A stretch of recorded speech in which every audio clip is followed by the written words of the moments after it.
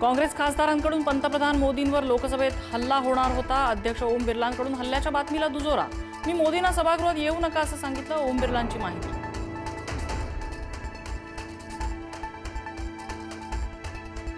मोदींवरील हल्ला हा भाजपचा खोटारडेपणा, मोदींवर हल्ला करण्याचा कोणताही हेतू नव्हता, भाजपचे आरोप प्रियंका गांधींनी फेटाळले। आम्ही आपला बॅनर घेऊन त्या ठिकाणी उभं होतो। आमचं म्हणणं हेच आहे की ज्या वेळेला आम्ही ते बॅनर घेऊन उभं होतो, मग घाबरण्याचा प्रश्न काय? आम्ही भाजपच्या आरोपानंतर काँग्रेसच्या महिला खासदार निशिकांत दुबेंविरोधात आक्रमक। वर्षा गायकवाड आणि प्रतिभा धानोरकर यांचेही प्रतिप्रश्न।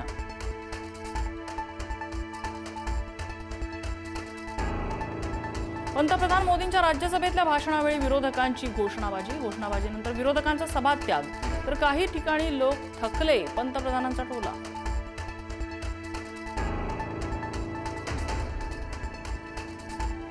स्वतःला राजा समजणारे आर्थिक असमानतेवर बोलत होते। देशाच्या अर्थव्यवस्थेची तिसऱ्या स्थानाकडे वाटचाल, विरोधकांच्या काळात अर्थव्यवस्था 13व्या स्थानी होती। पंतप्रधान मोदींचा राहुल गांधींचा काँग्रेसवर निशाणा।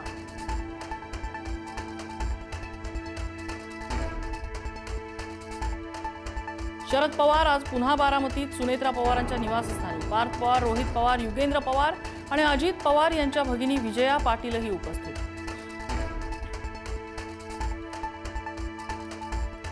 राष्ट्रवादीचं अध्यक्षपद पवार कुटुंबाकडेच राहावं आणि ते सुनेत्रा काकींकडेच राहावं, ही परिवाराची इच्छा, आमदार रोहित पवारांचं मोठं विधान।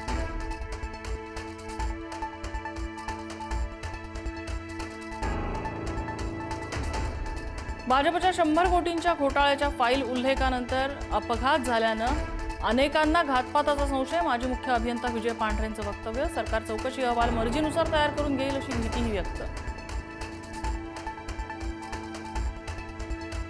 पुण्यातील मुंढवा जमीन प्रकरणात पार्थ पवारांना क्लीन चिट नाही, खारगे समितीचा कुठलाही अहवाल अद्याप राज्य सरकारकडे नाही, चंद्रशेखर बावनकुळेंची माहिती।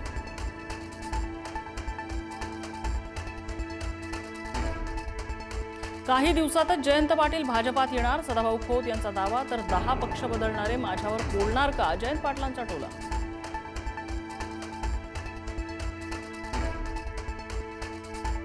मुंबई पुणे एक्सप्रेस वेवरील वाहतूक कोंडीवरून मनसे अध्यक्ष राज ठाकरेंचा संताप, प्रवाशांकडून घेतलेला टोल परत करण्याची मागणी।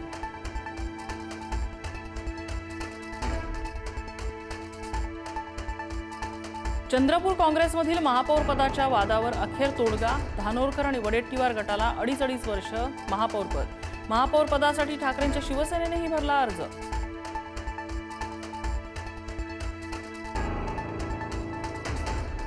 मुंबई महापालिकेत मोठा ट्विस्ट, भाजपाचा महापौर पदानंतर आता उपमहापौर पदावरही दावा, तर ठाकरेंची शिवसेनाही महापौर आणि उपमहापौर पदासाठी उमेदवार देण्याची शक्यता।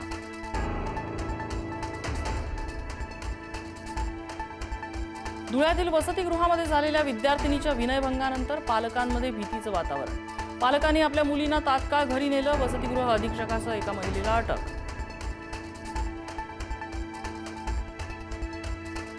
साईबाबांच्या शिर्डीत मानाचा अश्वरिंगण सोहळा, देदीप्यमान सोहळ्यामुळे शिर्डीमध्ये वारी परंपरेचा एक नवा अध्याय सुरू, आता शिर्डीत दरवर्षी रंगणार सोहळा।